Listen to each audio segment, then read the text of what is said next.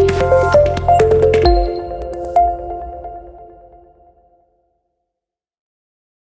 And welcome to Sufian technology. So চলে আসলাম নতুন একটা ভিডিওতে। সো আজকের ভিডিও টপিকটা কি সেটা হয়তো আপনারা টাইটেল এবং থাম্বনেল থেকে বুঝতে পারছেন, ঠিক আছে। সো আজকে আমি কিছু গুরুত্বপূর্ণ পয়েন্ট নিয়ে কথা বলবো। সো তার আগে আমি কিছু আপনাদের প্রুফ দেখাতে চাই। সো এখানে দেখতে পাচ্ছেন আমার এটা একটা অ্যাডস্টার অ্যাকাউন্ট এবং এখান থেকে রেফার প্রোগ্রাম থেকে $159 হয়েছে এবং এখান থেকে যদি আমরা দেখি, সো এই অ্যাকাউন্টটা থেকে কিন্তু $392 গেছে। বাট আমি এই অ্যাকাউন্টটা থেকে একটা অ্যাকাউন্ট আমি এখান থেকে আপনাদের দেখাই।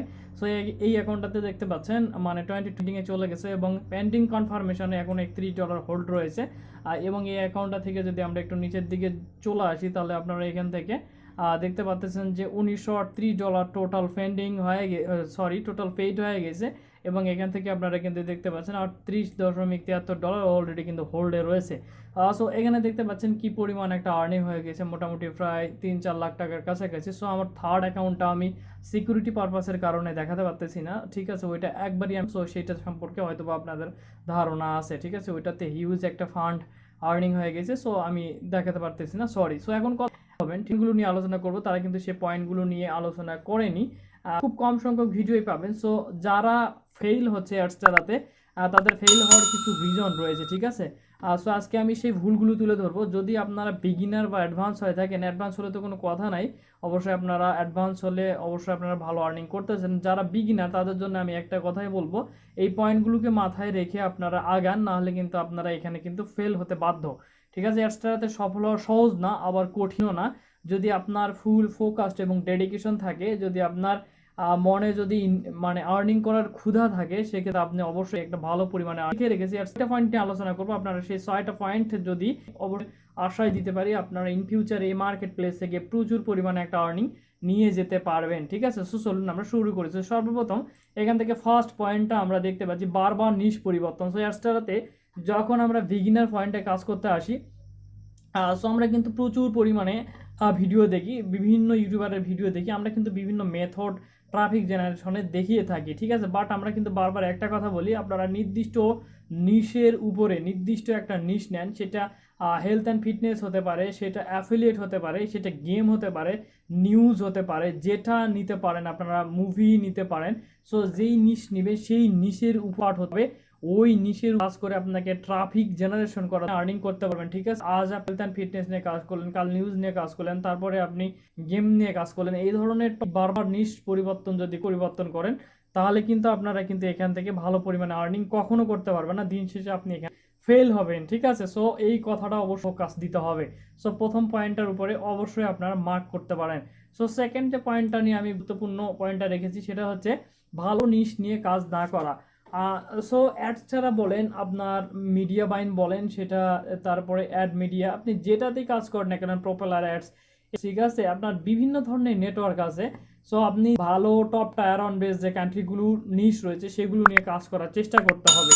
তা আপনি কিন্তু ভালো পরিমাণে ট্রাফিক গেইন করতে পারবেন, বা অল্প পরিমাণেও ট্রাফিক যদি গেইন করেন তাহলে কিন্তু ভালো সিপিএম এর কারণে আপনাদের আর্নিং হতে পারে, ঠিক আছে। আমি আপনাদের ভালো কিছু নিশের কথা বলতেছি যেগুলো কাজ করতে পারেন।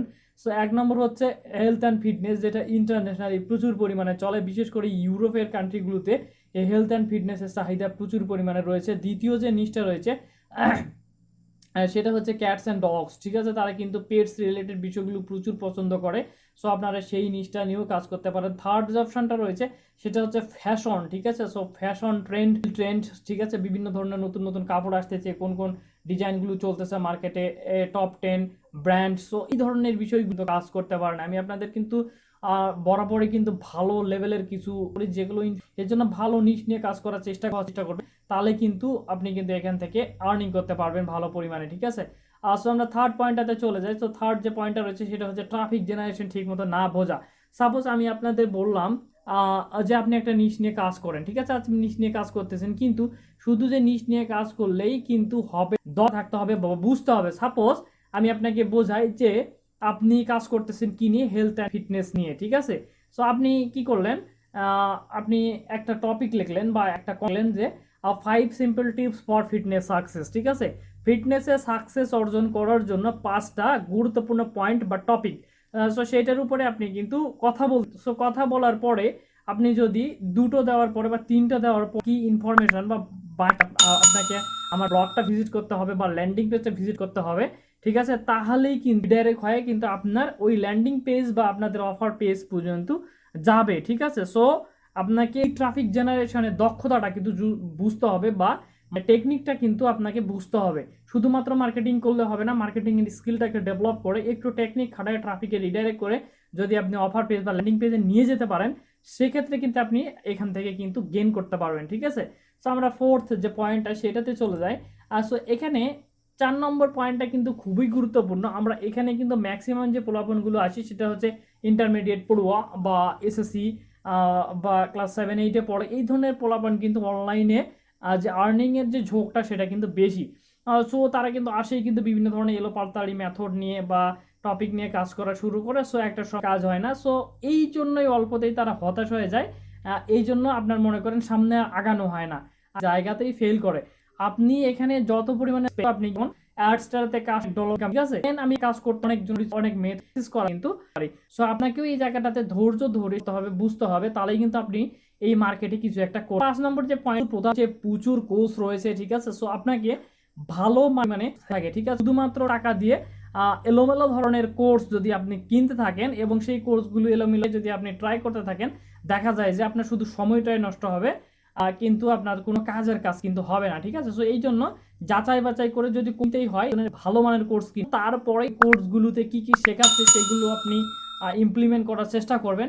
বারবারই একটা কথা বলি, লার্নিং দেন সেটা হচ্ছে প্রচুর পরিমাণে আপনাকে অ্যানালাইসিস করতে হবে, ঠিক আছে। কোন টপিকে কাজ করলে কি হতে পারে, এই টপিকের মার্কেটটা আগামীতে কেমন থাকতে পারে, ঠিক আছে, আমি ল্যান্ডিং পেজ নিয়ে কাজ করব নাকি ওয়েবসাইট নিয়ে কাজ করব, এই বিষয়গুলো, বিস্তারিত বিষয়গুলো আপনাকে কিন্তু মাথায় রেখে কিন্তু এগুতে হবে, ঠিক আছে। তাহলেই কিন্তু আপনি এখান থেকে একটা ভালো পরিমাণে আর্নিং কিন্তু জেনারেট করতে পারবেন। মূল কথা, অ্যানালাইসিস যত করবেন তত আপনার জ্ঞানের পরিধি বাড়বে, আপনি বুঝতে পারবেন, ঠিক। তো তাহলে কিন্তু আপনি এখান থেকে একটা ভালো পরিমাণে আর্নিং করতে পারবেন। এই 5টা পয়েন্ট বা সরি এই 6টা পয়েন্ট যদি আপনি মাথায় রেখে আপনি এগুতে পারেন, তাহলে আমি আপনাদের নিশ্চিত দিতে পারি বা গ্যারান্টি দিতে পারি যে আপনি এখান থেকে কিছু একটা করতে পারবেন, ঠিক আছে।